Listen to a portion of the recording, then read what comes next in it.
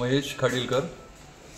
आज सकाळी 9:30च्या दरम्यान एक जोरदार आवाज झाला आणि तो कशाचा स्फोट आहे हे कळायलाच आम्हाला जवळजवळ एक 5-10 मिनिटं गेली आणि मग लक्षात आलं की जेव्हा सगळीकडच्या काचा आणि खिडक्या सगळ्या तुटलेल्या दिसल्या तेव्हा त्याची आम्हाला ग्रॅव्हिटी कळाली आणि काय शेजारच्या फ्लॅटमध्ये संपूर्ण नुकसान होऊन सगळ्या खिडक्या त्याचे ग्रिल्स वगैरे सगळे उडून पडलेले आहेत।